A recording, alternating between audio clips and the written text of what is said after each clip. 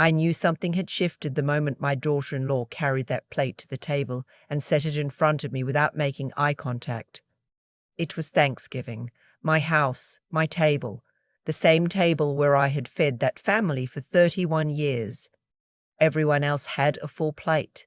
Turkey, stuffing, the green bean casserole I had taught my son to make when he was 12, cranberry sauce from scratch because the canned kind always tasted like metal to me, sweet potato pie that I had started the night before because you cannot rush sweet potato pie, not if you respect the people eating it. My plate had a dinner roll, some wilted salad that had been sitting in the bowl since noon, and a thin slice of turkey, not carved, just pulled from the carcass, the way you'd feed a child who wasn't really a guest. I sat down. I did not say anything. I picked up my fork, and I pressed it gently into the salad, and I looked at the centerpiece, the one I had arranged myself that morning with dried orange slices and eucalyptus from the farmer's market, and I thought, this is what you have become to them, a centerpiece, something to look at, something to arrange around, not someone to feed.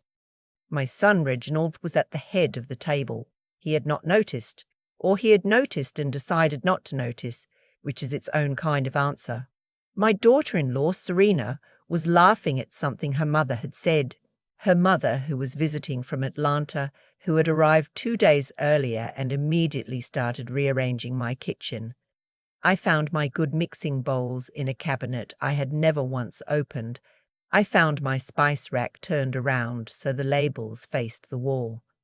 I did not say anything about that either. Reginald had come to live with me 4 years ago.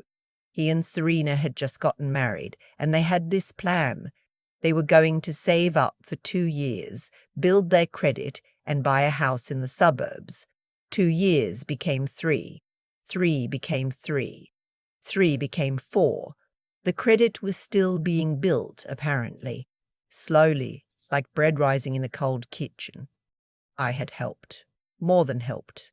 Their car payment came out of my checking account every month, $712 for a vehicle I was not permitted to drive, because Serena said it made her nervous when other people drove her car. I had co-signed a credit card for them when they first got married, and the balance on that card had not dropped below $4,000 in 3 years. I paid the streaming subscriptions, the gym membership that only Serena used, a weekend in Savannah for their anniversary because Reginald had said, "Ma, we haven't had a real vacation since the wedding," and I had looked at my son's face and thought of the little boy who used to fall asleep on my shoulder at church, and I had said yes. I always said yes. That is the thing no one tells you about saying yes too many times. It doesn't make people love you more.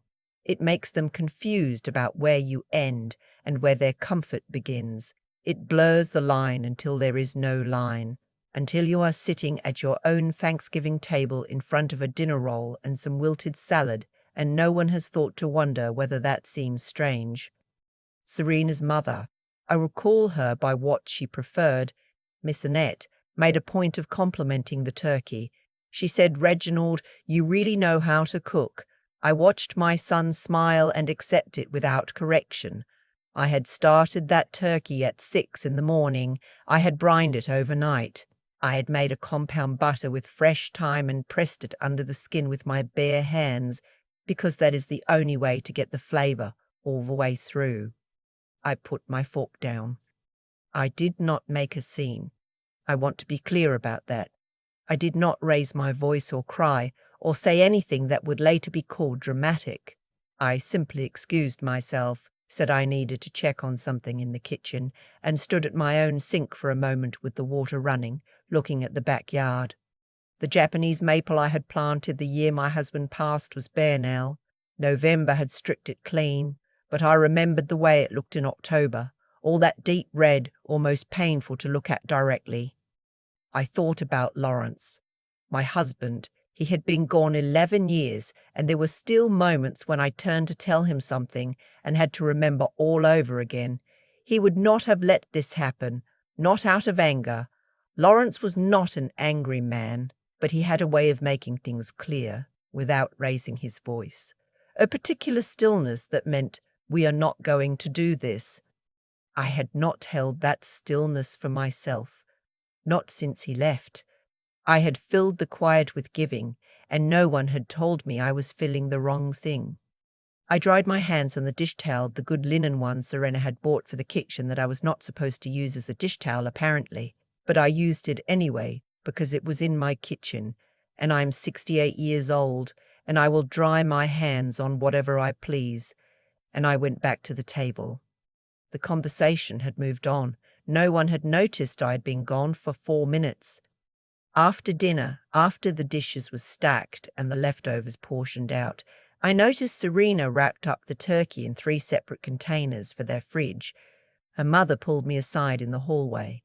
She was a small woman with sharp eyes and very good shoes. She said in a voice meant to sound warm that she and Serena had been thinking, and they wondered if I had considered the idea of converting the sunroom into a proper bedroom for myself, so that Reginald and Serena could have a little more privacy on the main level.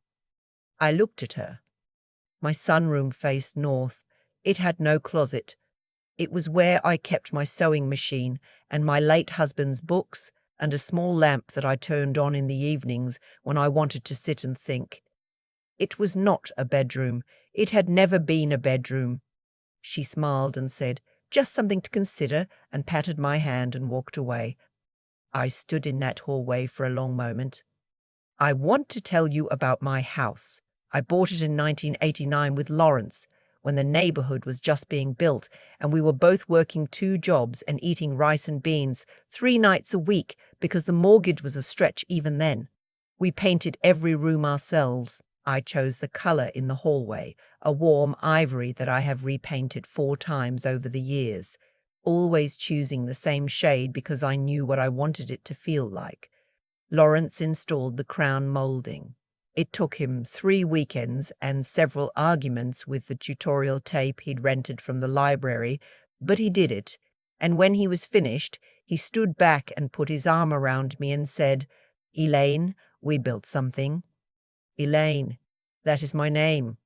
And this house, which Lawrence and I built together, which I have maintained alone since he passed, which I kept even when my sister advised me to sell after he died, because it was too much for one person, this house, which I owned free and clear because we paid it off in 2014, this house now had someone suggesting I move into the sunroom. I did not sleep well that night. I lay in my bed, my own bed, in my own room, which faced east and got the morning light, and I stared at the ceiling and I thought about what my friend Claudette had said to me 6 months ago when I told her about the car payment. Claudette and I had been friends since our daughters were in the same 3rd grade class. Her daughter moved to Portland years ago. Mine passed before she reached 30, and that is its own story, one I do not have the heart for tonight. Claudette had listened to me talk about the car payment and the credit card and the Savannah trip, and she had been quiet for a while, and then she'd said, "Elaine, who is taking care of Elaine?" I had laughed. I had said, "Oh, I'm fine." She had not laughed. That night in my bed I heard her voice again. "Who is taking care of Elaine?" I got up at 5:30. The house was still dark. Everyone was asleep. I put on my wool slacks and my good blouse and my winter coat, and I made myself a cup of coffee in the quiet kitchen, and I sat at my table, and I made a list. The car payment, $712 a month.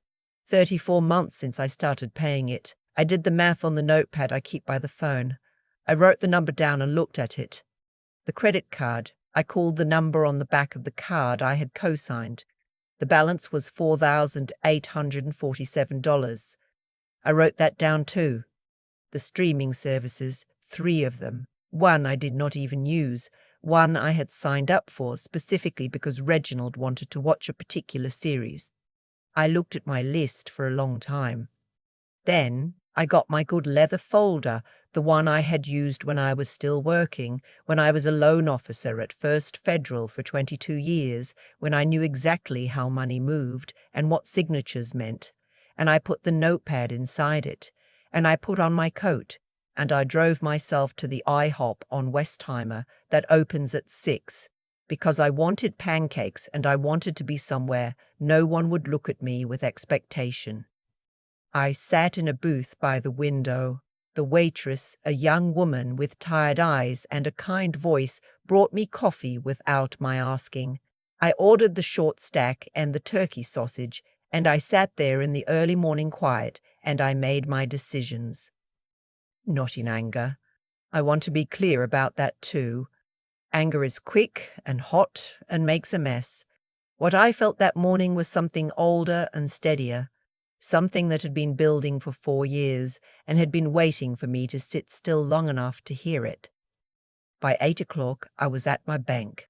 My branch manager's name was Dominique, and she had helped me refinance this house years before.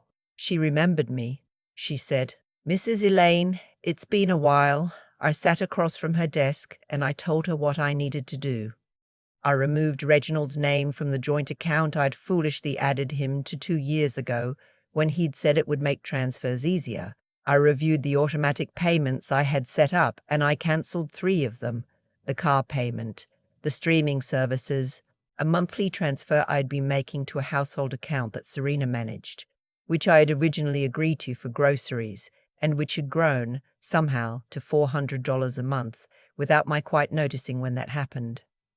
Dominique did not ask me why. She was a professional, but she looked at me once, just briefly, and I thought I saw something in her expression that was not quite pity and not quite admiration, but something between the two that recognized a woman reclaiming something she should not have let go in the first place. I also called my attorney. His name is Howard, and he has handled my affairs since Lawrence and I first needed a will. I left a message with his assistant, and he called me back within the hour, which told me he understood it was not a casual call. I told him I wanted to review my estate documents, all of them. He said he had an opening Thursday morning, and I said I would be there. I drove home. The morning had turned grey and cool, the sky that particular flat white that means rain is coming later. I parked in my driveway and sat for a moment before going inside. When I walked through the door, Serena was in the kitchen making toast. She looked up and asked where I had been. I said I had some errands to run. She nodded and went back to her toast. She did not ask if I wanted any. Reginald came downstairs around 10.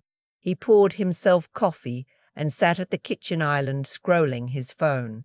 I was at my sewing table in the sunroom, not the bedroom version, not yet, not ever, working on a quilt I had started last winter. I could hear him from where I sat. He called out, "Ma, did you cancel the car payment? I heard something's been declined." I looked at my stitching. I said, "Yes, I did."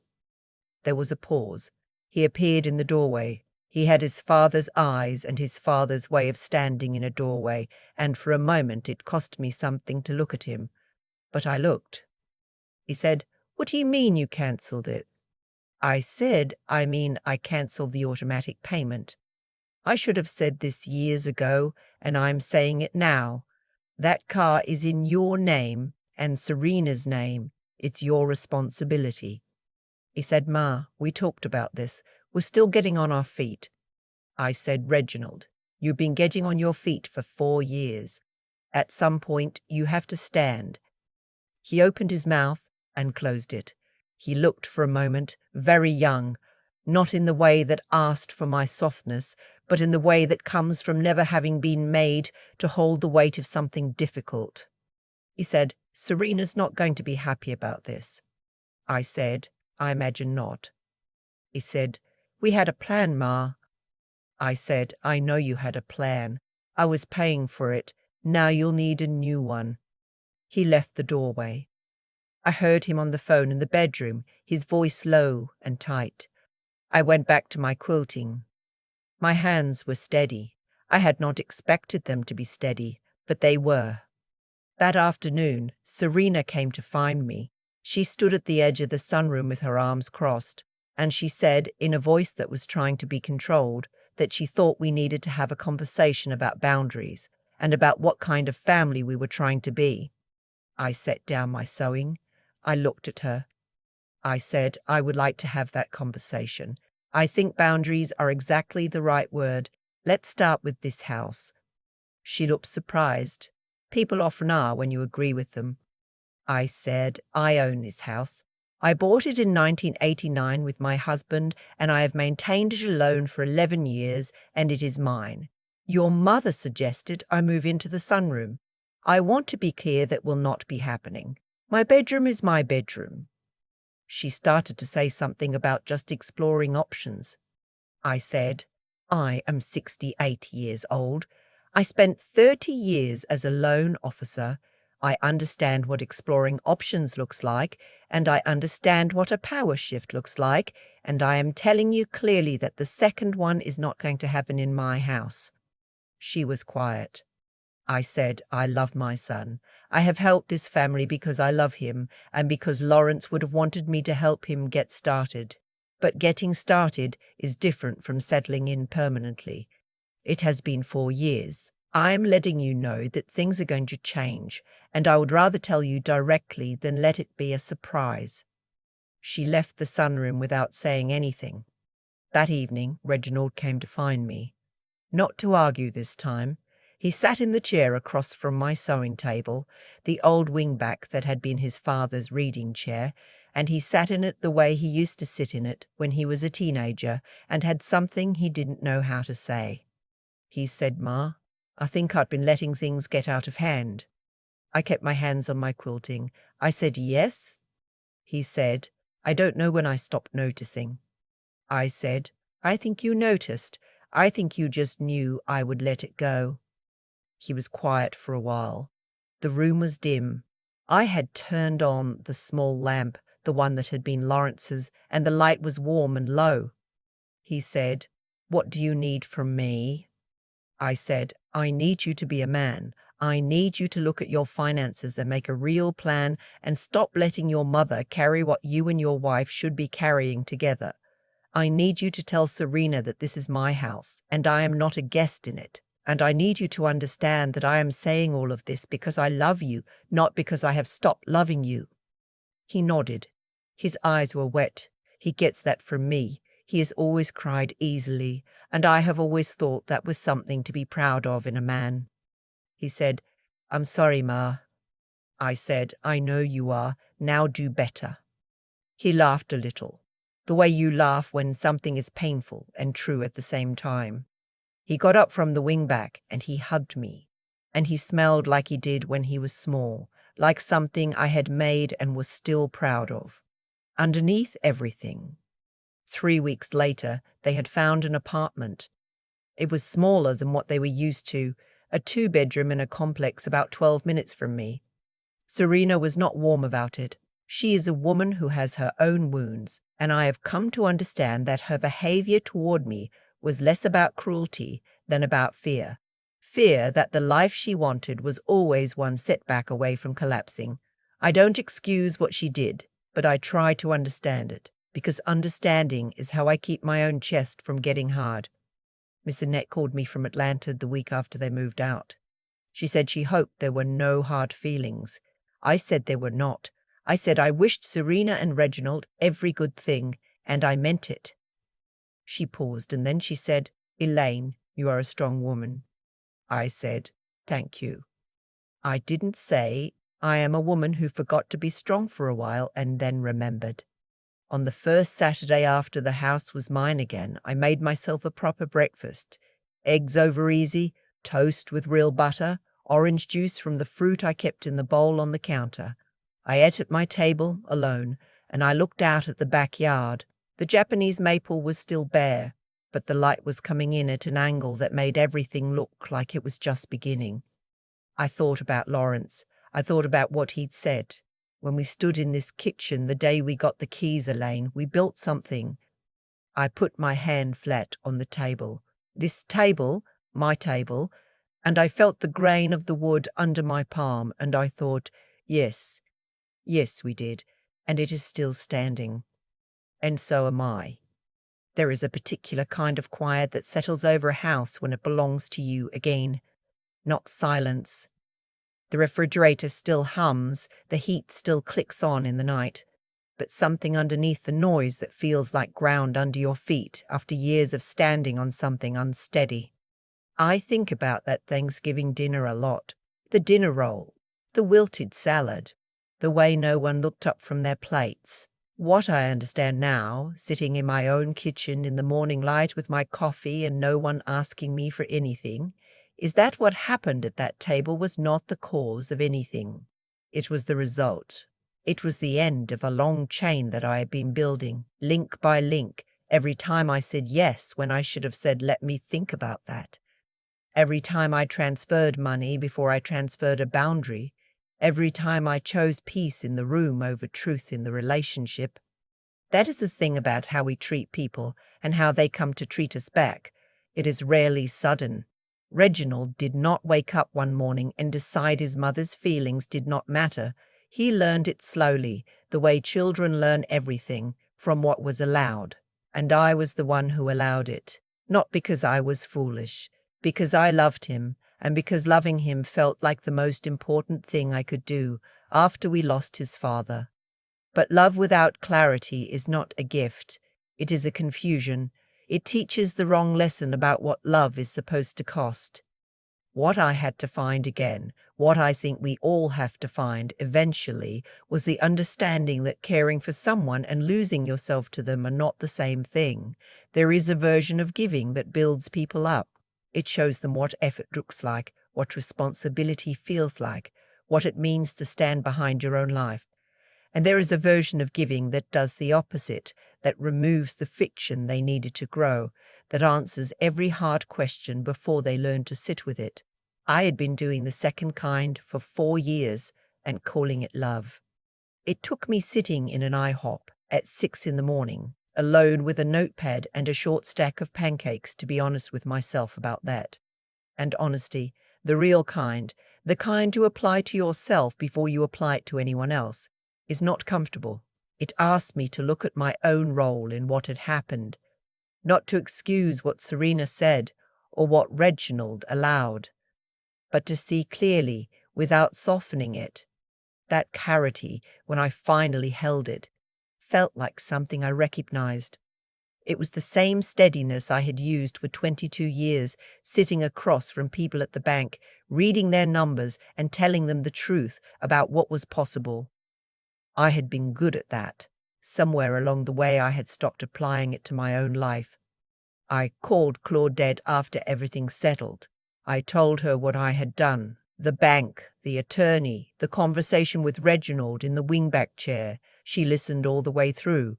Then she said, "Elaine, I asked you who was taking care of Elaine. Sounds like you finally answered." She was right, and I think that is what I would want anyone to take from this, if anything at all. Not that you should harden yourself toward the people you love, not that generosity is a mistake, but that the clearest, most enduring thing you can give someone is the truth about what you will do, what you won't, what you are worth, and what you expect. That takes a kind of courage that does not announce itself. It doesn't raise its voice. It just gets up early, puts on its good coat, and drives to the bank. I am 68 years old. I have buried a husband and a daughter and more than a few versions of myself that no longer fit. What I know now that I did not always know is this: dignity is not something other people grant you.